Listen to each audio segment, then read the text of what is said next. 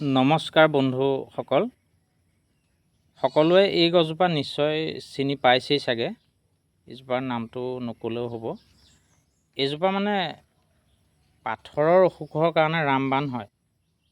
মানে ধৰক কিডনী ষ্টোনেই হওক, কিডনী ষ্টোনৰ কাৰণে বেছি ভাল আচলতে। গ'ল্ড ব্লাডাৰ ষ্টোন, এনেকুৱা ষ্টোন জাতীয় বস্তু মানে যিবিলাক আমাৰ ভিতৰত হয় সেইবিলাকৰ কাৰণে ই ৰামবাণ। আৰু ইয়াৰ মানে যিটো মানে প্ৰয়োগ প্ৰণালীটো এনেকুৱা, মানে মই যি জানো মানে সেইফালৰ পৰা কোৱা গৈছে। আমি প্ৰেক্টিকেলি পাইছোঁ ওচৰ চুবুৰীয়াৰ ক্ষেত্ৰত এনেকুৱা, মানে এই গছজোপাৰ পাত ব্যৱহাৰ কৰি যিমানখিনি সুফল পাইছে।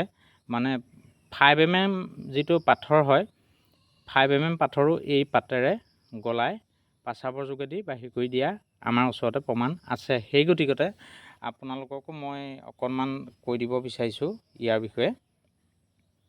ধৰকচোন আপোনাৰ 5 mm পাথৰ এটা আপোনাৰ কিডনী ষ্টোন হৈছে, তেতিয়া আপোনালোকে কি কৰিব, ইয়াৰ পাত 5 mm হ'লে 5 খিলা পাত ল'ব। ইয়াৰ 5 খিলা পাত লৈ আপোনালোকে এগিলাচ পানীত, চফা পানীত 5 খিলা পাত উতলাই ল'ব।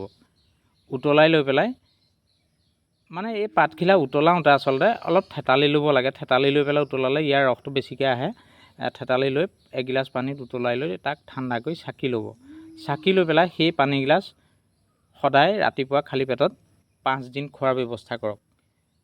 5 দিন খাওক, 7 দিন খাওক। তাৰপিছত দেখিব আপোনাৰ ক্ৰমান্বয়ে পাথৰ পাচাবৰ যোগেদি ওলাই বাহিৰ হৈ যাব। পিছত আপোনালোকে আল্ট্ৰাচাউণ্ড কৰিলে নিশ্চয় গম পাব যে পাথৰটো কেনেকুৱা অৱস্থাত আছে। গতিকতে সেইধৰণে 7 mm পাথৰ হ'লে 7 খিলা পাত ল'ব, 5 mm থাকিলে 5 খিলা ল'ব, 4 mm 3 mm তেনেকৈ আপোনালোকে মিলাই ল'ব পাৰিব।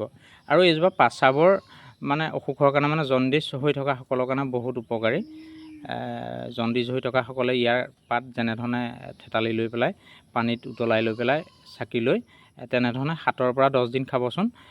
পাচাবৰ যিটো মানে আমাৰ অসুবিধা সেইটোও দূৰ হয়।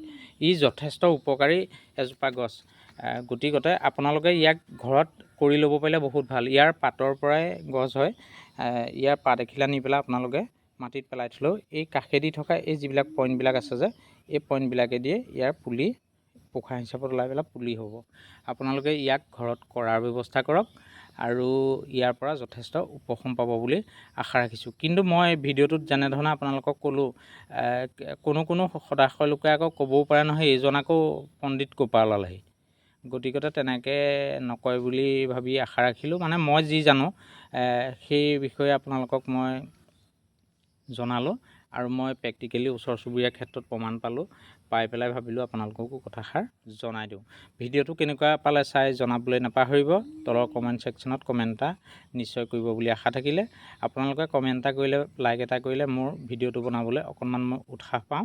গতিকে ঠিক আছে, আজিলৈ আহোঁ। Bye bye.